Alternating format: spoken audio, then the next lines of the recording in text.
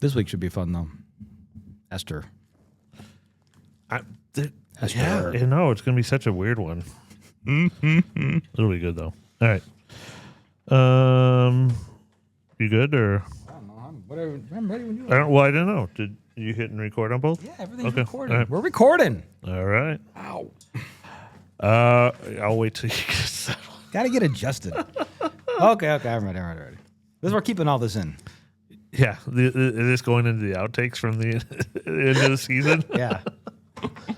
All of our pre-recorded conversations? No, those are not going on the outtakes. All right. And welcome back. Hey, we are... We already started. I know, but we have to do our introduction. Oh, okay. And so, yeah, welcome back to Not for Sunday Mornings. I'm your host, Chris, and Yes, I'm you here are. with my co-host. I'm here with my guest, Steve. My guest, Steve. Sorry, I was prepping for something different earlier. I'm here with my co-host, Steve. Welcome to the worst titled podcast I learned this week. That's true. We were having that conversation. Anyways, I didn't think this was the worst one. I think it's a good title. It But is, anyway, yeah. So, all right. Well, Steve preached this week. I He was did. back, I'm back, baby. from a long sabbatical. 2 weeks. For some people, when they have to hear me talk 2 times in a row, I mean. Yeah. Good point. Good point. So, Steve did David and Goliath. I did. All right. What do you want to tell us about it? What did you like? What I like? Okay, so Nothing. yeah, Next nothing. point. Yeah, that's why I moved on. Now you called me out on it. So I have to ask, who wrote the chairs? Who wrote the chairs? The cheers. Oh, I helped. I helped write You them. helped write them. I helped write. Okay. I adjusted them. Okay. I went to ChatGPT, but then And- I had to okay. fix because they didn't rhyme them. I said make them to the rhyme of the bang bang choo choo train. Okay. I don't know if that's even the right. I don't even know if that's one. The first one I heard was No, the other one was like bang Yeah. bang choo choo train, but Yeah. it didn't rhyme. So then I had to fix it. But it got me started on they're the right. good. thing. It was a good way of bringing it in. It's from a Greg Warren. He's a comedian I like, and he does a fishing coach, like what the coaches of fishing team look Okay. like, and then he has fishing cheerleaders, and it's so funny. And that's kind of what started that thought, and then yeah. You had another one too that I thought it was really good. And I highlighted it. Chapter 17, verse 26, where you talked about him, David calling Goliath, just who is this uncircumcised Philistine that he should defy, and then talking about how he's not insulting him, he's calling back that idea of covenant in there, and like that was pretty profound. Like I was like, oh wow, I've never, as you read that, you just don't really think about that in terms of, because Philistine, it's kind of funny is an insult, an older insult, but still like to be called that. And so yeah, it was a cool like drawback on that. I really Yeah, it was liked fun. that idea. It was fun. And I like that your idea of that valley, versus the mountain and what you're trying to go with there. I thought that was a good take on it too. So Yeah, that was a little. I don't know if I agree with that, but yeah, it was. we talked about it. We talked about I it, thought it was yeah. good. So Yeah, it was something. So well, okay. no, it was good. It was fun. It was good conversation, and sometimes it's hard to be not vulnerable isn't the right word, but to not make the sermon about me. And I don't. That line was hard to walk there because when I'd say, "Hey, I'm here," and then people want to respond to that versus I'm not looking for a response. I really want you to see where you are because I think most people are similar like that. And so that was a little. Well, I think that goes back to like we're just people, and so we experience the same thing everyone else does, and so like I know when going back to Elijah, like I was not writing about me, but it hit me kind of hard when I was practicing it. Like, oh wow, okay, so, yeah. But anyways, so yeah, no, there was it was really good. I enjoyed it. It was nice hearing you back up there again. I'm sure a lot of other people thought that too. So yeah, I don't know. But I'm back. Like it or not. Like it or not. And next week again, too. All right. So what'd you leave out?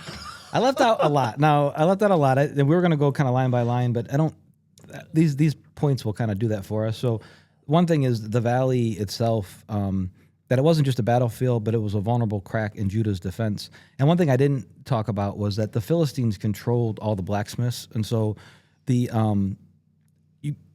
the Israelites really didn't have any choice for weapons. I mean, they would have gone up there with what they have. And so when you look at that, you look at the valley, and you look at the no weapons, you really can kind of understand the fear and the vulnerability that is in that valley that they were going to step into, that it wasn't just a valley, it was a whole lot more than that. And so for me, that was kind of a, and that got me thinking of like, what are some valley moments? I mean, I feel like I'm in a valley now, but even situations where the odds feel stacked against and resources are limited, and you kind of start to spin a little bit, and you begin to see that and not God in the midst of all of that, Yeah, I think when you talked about like how other pastors try to make sense of the 5 stones and all that kind of stuff, like one of the thoughts I had was, well, how do we prepare ourselves to be more like David when the valley moment comes? And so like the fact that, you just talked about like the weaponry and all that kind of stuff, like I know that wasn't the point of the story, but there is that moment of preparation, right? Like you just go in with what you got, and pretty much that's how we're drawn in, I think, is like we don't have a choice when we enter the valley. Like there's That's a good. I didn't think about that. Yeah, you come in with what you've got, and but then again, it goes back to that. Well, we have God to rely on, and so it going back through all the sermons we've done, that's that Gideon moment, right? You go in and you got what you got, and it's for God's glory, not for ours. That when we come out of it on the other end. Yeah. One of the other things I left out was the 1v1 battle, like Goliath versus one of their guys, and I learned that was actually a way they did war back then. Yeah, it was pretty common. Yeah, it was like you could send your best guy, we send our best guy, and whoever wins, that side wins. And it also was the belief that whatever side won, that was the god that reigned. And so had Philistines won, they would have thought Dagon, who we'll talk about in a little bit, was superior to the God of the Israelites. And so it really was a battle of whose God is God, similar to Elijah the week before, Yeah, or similar to football when someone says, "Oh, I prayed that my team would win." Just like that. Just like that. Yep. The other thing I'd talk about, quickly getting through that, is Saul's paralysis, his freezing. And it's interesting that he doesn't cry out to God at all. He doesn't seek the prophets. He doesn't pray. He doesn't. And I know God has left him prior to this. And so I'm assuming he knew God left him. He must, but he didn't even reach out to God. And then as far as the account that we have, you see him not at all refer to God. He kind of just shuts it down. And whereas David, you see him being led by the Spirit, stepping into this. Yeah. I mean, do you think so? Like, because the context of that story is Saul screwed up before the story of David and Goliath, right? And so he screwed up because he didn't do what God wanted him to do. And so do you think that it was a compounding of that, or yeah, I don't know. What do you mean by that? So like he already was being disobedient, and so it just was a continuation of he was being disobedient in the terms of I'm going to do things my way, right? Because he was supposed to go to where there was going to be a sacrifice, right? And instead he's like, no, come here and do it. And so just that defiance, and I'm just doing it my way because for whatever reason. I think you see pride throughout. I mean, I think that's the one thing about, here's a good looking, taller than everybody else guy. So his whole life, people are physically looking up to him, and let alone otherwise. And then you've got him doing his own thing there, and then the armies are called the armies of Saul versus and so you have this pride aspect. So part of me wonders if he even realized God had left him, right, yeah, and in his mind he didn't even think to ask God for help. Why would he? But I don't know. That's speculation. Well, sure. But I think it's a common trap that we all can fall into, where it's like, oh, we did it ourselves, and it's not, and forgetting that God's there and doing those things. Yeah. One of the things that I left out, I talked a little bit about, but chapter 16 and 17 go together so perfectly, because 16 is where David is chosen, and 17 is when we have the battle of David and Goliath. And I love the fact that if you notice, they both involve eyes of seeing what you don't see. You know what I mean? Like, so Samuel was looking for a king-like figure, you know, a tall, good-looking, and instead we get David, and now you've got David seeing this giant who really is this huge giant, but really that's not what it is. And so I think David was pulling back from like having eyes like that what God has, that he could see things that aren't really there. You know what I mean? Like eyes of faith versus with fear, you know, and leading with that. You know, he saw with his heart, not with his eyes. Yeah, no, I get where you're going with that. I think it's kind of a neat little back-to-back thing for me. I like that. Yeah. And then there was a thing I didn't talk about, but where something is repeated is important. And David ran in this story, but he runs 3 different times. He runs to the front lines, he runs to meet his brothers, and he runs to meet Goliath. And I think that's a neat thing where other people freeze, faith moves forward, believing God's already at work. Like there's just like, we're running right into it, you know, and not backing up. And I don't know, it was a neat, I didn't get the chance to really dig on that too much, but it was just something that kind of stood out to me, you know. Yeah, no, I think, there was another line you had about faith, and I can't remember off the top of my head now. I wish I wrote down towards the end. Sorry. No, it's okay. No. Yeah, you're right. Like that idea, I like that idea that he's running into there, and it shows how powerful faith is, right? And so like when you go back and you go into Hebrews, where we pulled a lot from in our conversations, and you go through that chapter 10 or 11, and you're reading through it, and it's like explaining what faith is, and it's showing those those examples of faith. It's people continuing on in the face of adversity, really, in terms of moving through, and even as we contrast it with the Bible story that we're talking about, you know, where we see them screw up a little bit, but still are being heralded as leaders in faith. Yeah. One of the things I didn't get to, which was kind of fun, was in 1728. This is David. He runs into the battle. He sees what's going on. And then it says, now Eliab, his eldest brother, heard when he spoke to the men. And Eliab's anger was kindled against David. And he said, why have you come down? And with whom have you left those few sheep in the wilderness? I know your presumption and the evil of your heart, for you have come down to see the battle. And David said, what have I done now? Was it not but a word? And he turned away from him towards another and spoke of the same way the people answered him again.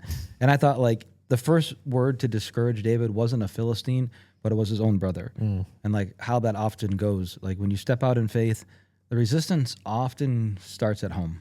You know, the people that know you the best. But it's neat that David doesn't allow that to deter his mission. He simply like just turns away, and it's like it's just a funny like okay, whatever. Well, I mean, as the youngest, you know, he's got it. He's been picked on his entire life. Like, but this brought a question I want to ask you: what's the difference between discernment and dismissal when someone questions your calling or questions what you're doing? What's the difference between it? Yeah. Like, how do you know Eliab wasn't? I mean, we know now, but how do you know he wasn't he wasn't discerning? Like, hey, this is not what you should be doing. Versus, well, you're a loser and you shouldn't do this. Yeah, I think like if you take it literal, and if those are the exact words he spoke, like I think his delivery is one way to say in that particular instance. Now, if we're talking generally, like I think there's the dialogue and there's the conversation, right? So it's like if you're saying, you and I talk about a lot of things, right? And so there's that question of like, okay, so where does this sit? What's this look like, right? And I think if there's a dialogue in there, and I think you can start to discern better when there's the conversation that's being open. Like if someone's challenging you and pushing back on saying like, okay, well, let's talk about like why, what's the challenge coming from? Again, you're always going to weigh whatever it is against the Bible anyways, right? But at the same time, like, I think there's a valid point to saying like, okay, so why are you challenging me? Is it so that I can come up with better answers? Is it maybe I haven't fleshed it out enough as an idea or concept? Is it because there's a little roadblock that needs to be put up because I'm not following what God is wanting me to do? And so I think, you know, I don't know if that answers the question, but I think the idea of the discernment in that question or conversation from the outsider is one of, where is this leading me to and why is it taking me in that direction? I think there's wisdom when multiple people come to you and say like, hey, maybe not, and Yeah. start to look at that. When it's one person, it's a conversation, then it's a prayerful thought of, am I in the right direction? I don't know. Like, I've never just gone to one person and been like, don't do that. Like, Yeah, see, I had it happen to me when I got out of high school and I was going to go to ONU, Olivet. I had it all set up, and then my grandmother and my pastor actually at the time was like, we really feel like you should stay here. God's got a call for you here, and you shouldn't go to school right now. And I probably should have listened. That wasn't the wisest decision. Now, I don't know if they were saying that out of wisdom or out of fear, or, I mean, and I obviously needed to grow in that time. well, yeah. Looking back, I wish I would have gone and not stayed in Aurora, but yeah, but it gave you the path that you were on. Now, but I mean, I just wonder, like, were they discernment, or were they operating out of fear? And I don't know. No, I mean, I think weighing multiple, like talking to people outside of that too. As a kid, what are you going to do, right? Like, Right. you're going to listen to your pastor, you're going to listen to your grandmother, but I think as adults, when we go back and we look at that, and if somebody came up to me and said, hey, I don't know, that's a great idea. Okay. And depending on what house they're in, Right. or, then we go, and maybe I would go and say, hey, I'm thinking about doing this to someone maybe on the opposite side of the spectrum. Where are your thoughts on that? And try to I think discerning from that. Discerning's a gift too. Like, it's not one, I think, we're all given our gifts and talents, and not everyone has discernment as a gift or talent. Yeah. And so, it's hard sometimes in that. And so I think that's where we seek the counsel of others when we come into that. Yeah. Talked a lot about walking by faith and not by sight. And, one of the thoughts I had was, when we walk by sight, we calculate, hesitate, and overthink. And that's what Saul's army did. But when we walk by faith, we bring God into the equation. That always changes the results. And I thought about the Beyond Project and how that was a step of faith for this church. And if you look at it on paper, it was the silliest thing we should have never done. Like, it doesn't make sense financially and people-wise and all of that, and yet we did take a step of faith as a community, and to see that come through is pretty special. And for me, a chance to draw back onto when there are times when I'm in the valley, honestly. Yeah, that was pretty cool. There was some controversy on who really killed Goliath. In 2 Samuel 21:19, it says that Elthon killed Goliath, but 1 Chronicles 25 clears it up. He says he killed Goliath's brother. So some scholars think it's a copyist error, that others think Goliath was a title, not a name. Still others say that Eliam might be another name for David. And so for me, it was like, with all these questions, what do we do when Scripture seems to contradict itself? And are we okay to live in the tension of not always knowing the why behind a biblical detail? Yeah, I mean, isn't there a later story with David, and he still has Goliath's head and sword or something like that? He delivers like Goliath's head to the Philistine capital or whatever. But then there's a later one when he's hiding out in the caves, and they talk about Goliath's sword during that time. So yeah, I mean, I think it is one of those things where it's like, if it's a copyist error or if it's a different name, because the same thing goes for you go back to Moses, and his father-in-law is given a couple different names, and they don't really clarify that at all. And so it could just be like, oh, we knew at the time and we just didn't write it down. You know? Yeah. Huh. So one of the things that when I first began studying for this, I was going to begin here, and that was in 1 Samuel chapter 5, where they talk about Dagon, the god of the Philistines. He's the fish god, or it's a really interesting looking thing. And what happens was, they had stole the Ark of the Covenant, and they put it in their little thing. And then the next morning, their god toppled over, so they put him back up. The next morning, he toppled over again with his head and his hands knocked off. And it's a neat parallel to Goliath getting his head chopped off later on. Yeah, and it was just something like every false god falls in the presence of the living God. And that was a neat... Originally, we were going to kind of dig there a little bit, but it never did. So, but that was pretty cool. Yeah, I want to go back to your verse 28, because I don't know if you saw this or thought about this, but his brother yells at him like, "Why have you come down there? Who did you leave those few sheep with in the wilderness?" and it when you started reading that, it made me think of like Christ in the parable of the lost sheep, right? Like he left, you know, the group of sheep to come down to save, you know, I never thought about that. And just as you were reading, I'm like, oh, that's an interesting idea or concept. Like, and to say I know your arrogance and your evil heart, because he's a kid too, right? Like you got to imagine, like he came down here like, dude, there's a big fight going on and I'm right there. I got to see this thing, you know? And so, but yeah. Well, it's neat that you talk about the connection between Christ and David, because I didn't draw on that as much as I wanted to. Yeah. And when you look at David, he was God's anointed one, right? He was born in Bethlehem, rejected by his brothers, sent by his father, victorious over the enemy. I mean, the whole arc of David points towards Jesus. And the stronger man defeats Satan, not with a sword or with a spear, but with sacrifice. Just like Israel shares in David's victory, so do we with Christ. And so there's so many neat parallels, obviously, between the two. Right. And we didn't get a chance on Sunday morning to dig into that because I got stuck in the valley.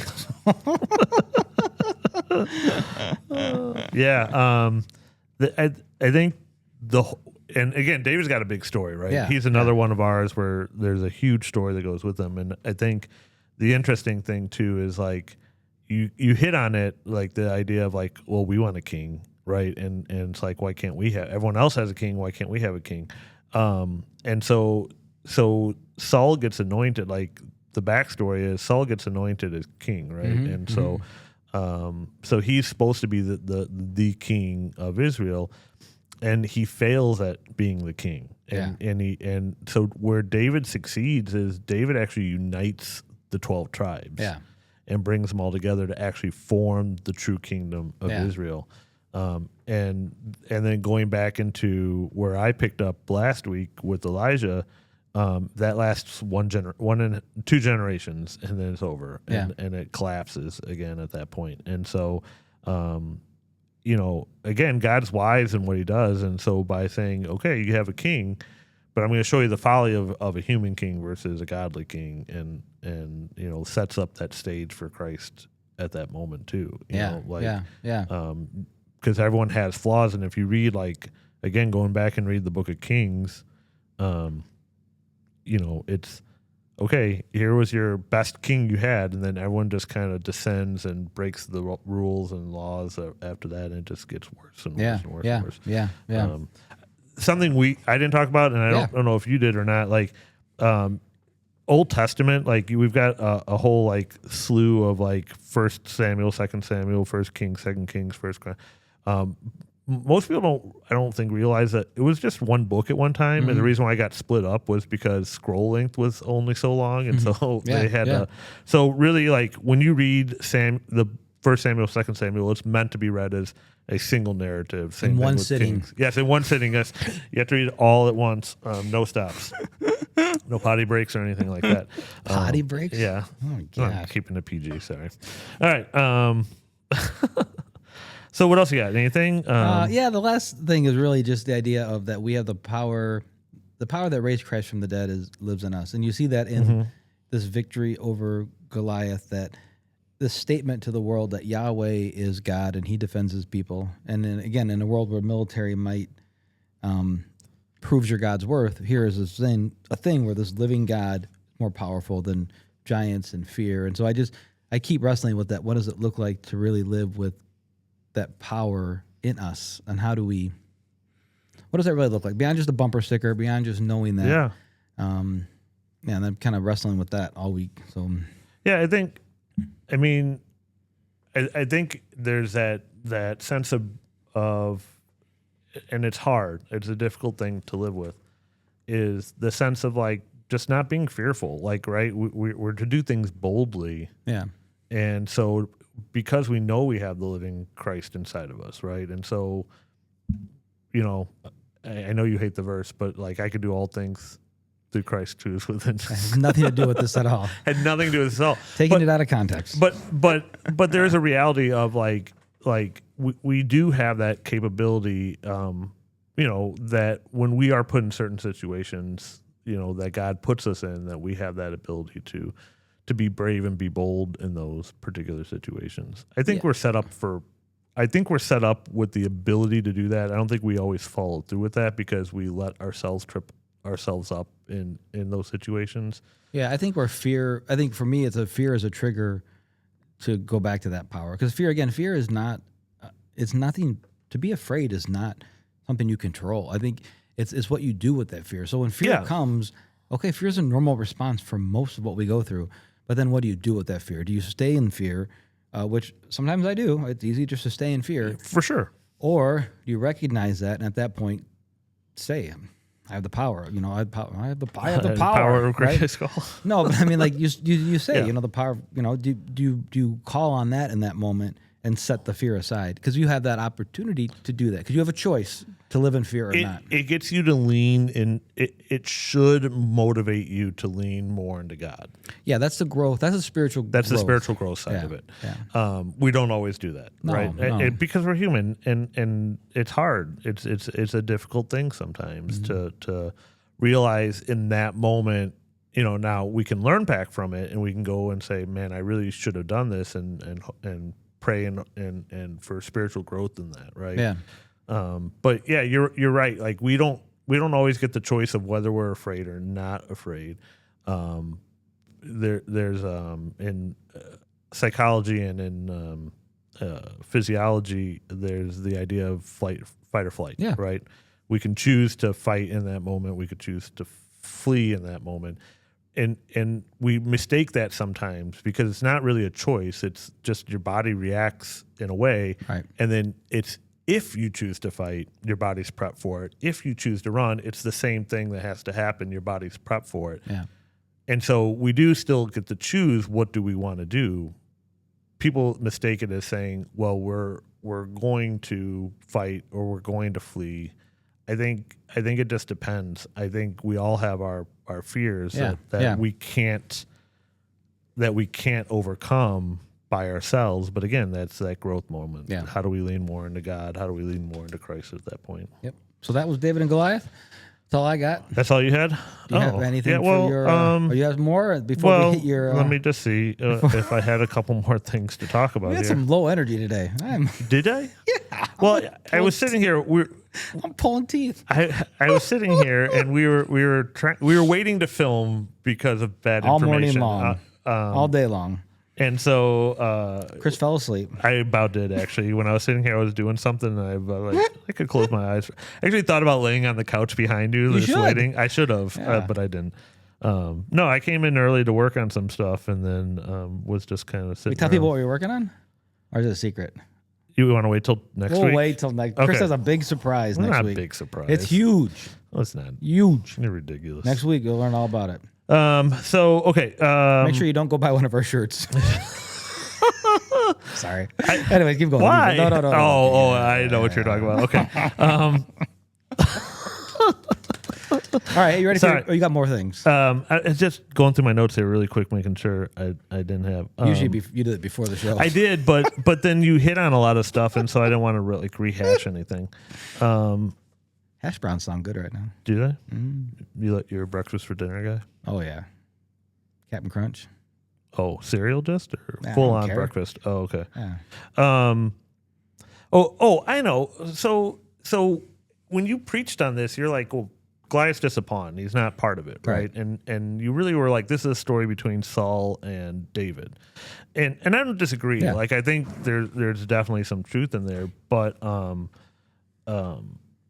how I guess if you're gonna change the story from, and I know you're not, but bear with me. If you're gonna change the story from a story of David and Goliath to to David and Saul, how does that like play out then biblically? Like what is it?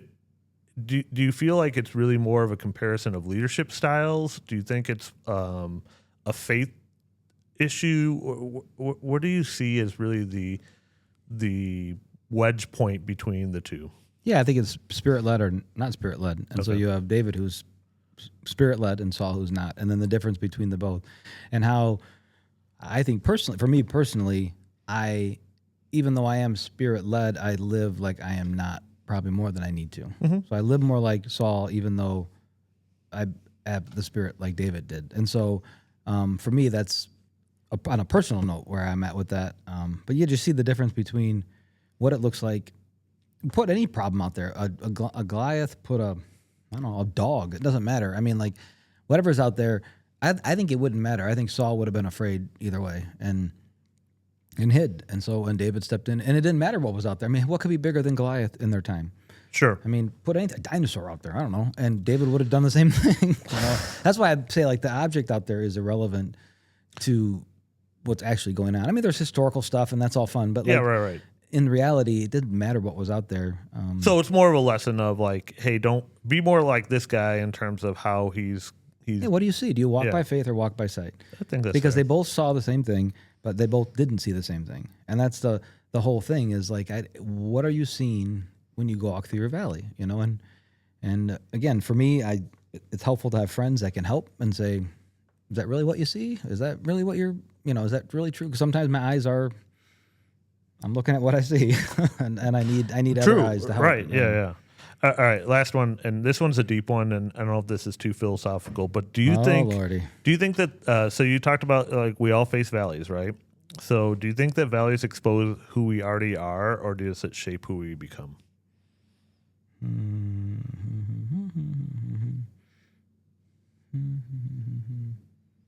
I mean, I think we're always becoming, and so I don't know if you can be. We're always growing. We're always becoming, and so I think most of life is lived in the valleys. I think one of my favorite stories, and I didn't share it at the time, but it was when we shared it last week, though, when they go up on the mountain in the Transfiguration, and they're like, "Hey, let's build some houses up here. Let's hang up here on the mountain because it's awesome up here on the mountain." Yeah, right. Everybody's up here. Let's go. And Jesus is like, "No, we got to go down to the valley." And, like, we got to go down. And I think that for us, we want to stay on that mountain because it's so awesome. It's so fantastic. But the valley is where most of life is lived. And so as far as, like, what shapes you, I think they both shape us. I don't know. I don't know if it's like, and what exposes who we are? Yeah. Do you think the valley exposes who we already are? So, like, questioning, like, when we do go into a valley, is it a valley because of who we already are? Like, so do we hit on points that are the valleys are just our points, like, we know, like, this is going to take me down, versus, like, there are things that I can deal with better than other people. There are things that you could deal with better than other people. And so are the valleys really just are who we already are and we get into our own heads about things, or are they things that shape us into who we become? Yeah, I don't know. I think your answer, I think when you said both, I think that's a fair answer. Yeah, because I don't think, I think we're always becoming. And so, yeah, the goal isn't to not be in valleys. I mean, I don't think the goal is to, like, I don't think the goal is that, but I think the reality is that we are in valleys when we are. Yeah, and we are, and we're going to be more often, we're going to walk through valleys. We're not going to stay there forever. Right. But, I mean, some valleys are valleys. Yeah. Some valleys are, and so does it show who you are? I think about my dad. My dad has PLS, so it's his rare disease. It's like ALS, but it's a lot slower. And so this came on all of a sudden 8 years ago, I don't know, 7 years ago. Now he's stuck in a wheelchair. The rest of his life, he's going to be in a, have to have help. The whole thing. It's a mess, right? Right. So that's a valley. So is this valley, now, is he going to get out of that physical valley? Not till he dies, right? We know that. But while he's in the valley, is this exposing who he is, or is this shaping who he is? You know what I'm saying? Like, I think for him, he is able to process this a little bit better because he has a posture of faith and trust. And so it's growing in this moment. But also it's pushing him in this moment too, because there's moments where it's like whatever good he brought into the valley. Some days you got to live off that, right? And some days it dries up, and so you have to. And so I think it's a little bit of both. I think it's just finding that peace wherever you're there, is that peace in that, and for me it's not. For me, I'm challenging. I'm wrestling with right now, not rushing through the valley, not trying to get through it. So, like, I'm building the plant wall, and I'm doing all these activities to try to, like, get me out of this valley. So if I do something, it'll, and some of it's like, hey man, you just got to sit and, like, it's going to suck for a while. Sorry. And, like, knuckle up and trust me in the middle of this and learn to lean on me in the midst. Don't try to do this on your own. Because for me, like I'm building this plant wall. It's a perfect analogy of me trying to do something on my own, to feel something, to get through something. And it's like, that's when it gets done, it's not going to be what I'm looking for. Right. You know, and versus like, just sit still and sit with this valley and wait and trust. And so that's hard for me. So I think it's funny how throughout this entire series, the lessons are very similar. yeah, very much. And I think if nothing else, that's insightful in what the Bible's trying to convey to us. Like in all reality, like because we've had 3 different people write three different sermons. We're all different. We don't, we bounce off each other, but we don't, we could just kind of like, this is what we're writing about. But there's just these overlapping large common themes that show up in every one of these characters that we've hit. And I just find it interesting that there's that. And then the last thing I do want to say is, because it ties really into what you were talking about, I loved your tie-in to the 23rd Psalm. And to really think about that, like I think we gloss over, David wrote these, right? But when you start to compare like here and here and bring those two together and say, yeah, he recognized what a valley was. Yeah. And David, like if we really go through the whole story of David, right? Yeah. I mean, David's got tons of valleys that he's in, right? Yeah. And so like to really realize when we are in that valley, it's not permanent, right? We walk through it. And I think what's neat about that I read this week, and I didn't share it, I should have, is reading that backwards. So even though I walk through the valley, I will fear no evil. If you are with me, I will fear no evil for when I walk through the valley. And like versus like leading with the valley and fear, you lead with, you're with me, so I will not fear as I walk through the valley.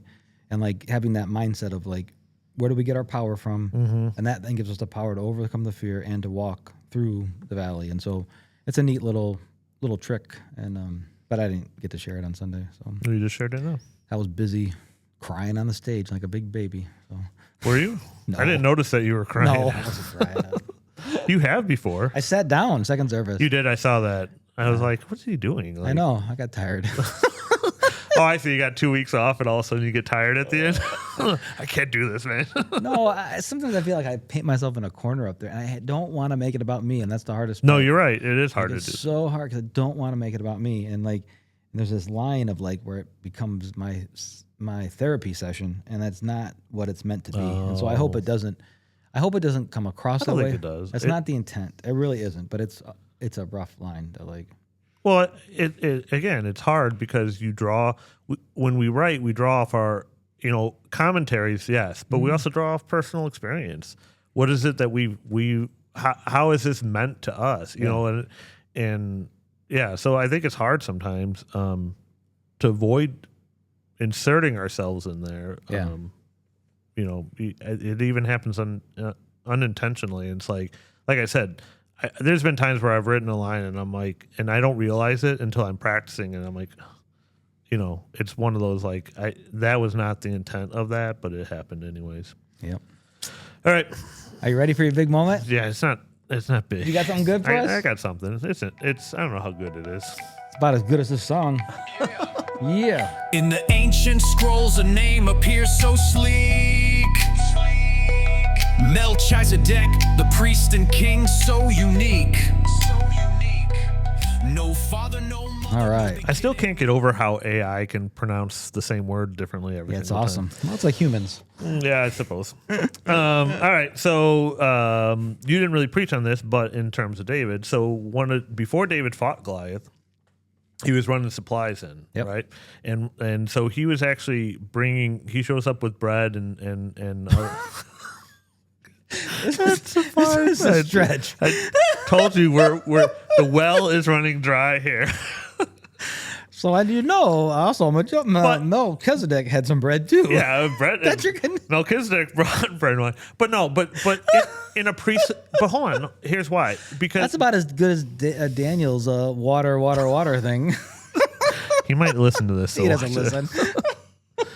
No, but it's interesting because David does sort of serve a priestly role before the whole. I want to see you tie this one up. Yeah. And he ends up delivering like the salvation to the people, just like Jesus. Just like Jesus. And Jesus is just like Melchizedek. And so, see, there's your bow on Melchizedek. That's it. You got one more week. So Yeah. Oh, jeez. here's how you spell his name. Yeah. You know? I should have led with that one. Yeah. Everything would have gotten better after that. All right. That's our moment for the day. Next week. Next week is you again. I'm talking. Oh, this is going to be a good one. Yeah, I'm awesome. glad I dropped this, actually. Yeah, I gotta people start. don't know Chris was going to do this week. was, Then yeah. he chickened out. I did. Well, no, I have to go back to work, and it was going to be really hard to do. He chickened out. Okay, however. hard one. That's fine. I don't care. We're talking about Esther. Esther. That's a crazy story. It is. A wild story. Read it beforehand if you get it. Don't read it beforehand. You'll get real You'll mad. have a lot of questions. It's a crazy story. It's honestly, it's really short. It's like 10 chapters. Yeah, it's not long. But it reads really fast, and it reads like a novel. It is such a fun read. It's actually considered a comedy almost, and a lot of it's ironic stuff. But it's got some messy parts that I was gonna run away from, and then I'm like, no way, we're just gonna embrace the messiness. And so it's gonna be messy, but it's gonna be fun. And I think at the end we're gonna see something special out of that book. I hope. Do you think it's in the same vein as like Jonah? Yeah.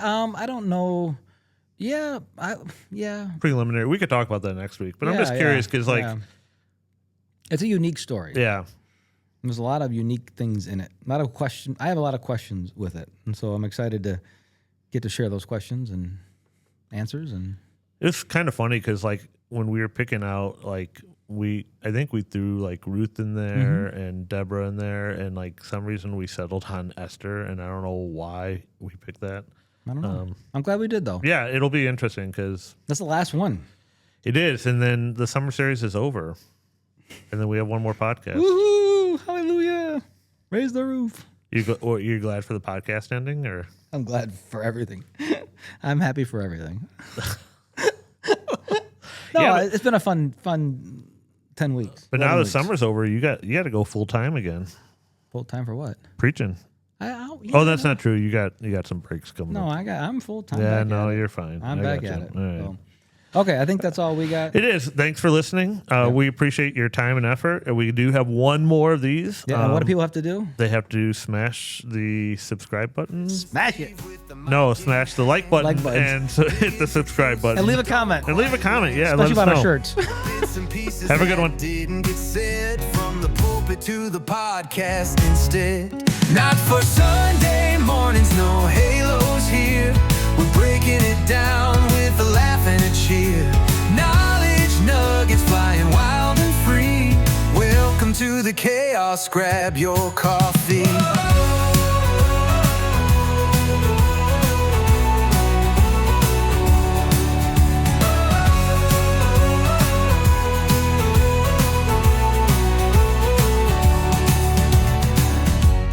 Dives into the things we missed. A little offbeat with a thoughtful twist. From ancient scrolls to the latest scene. Unpacking the threads that weave between. Not for Sunday mornings, no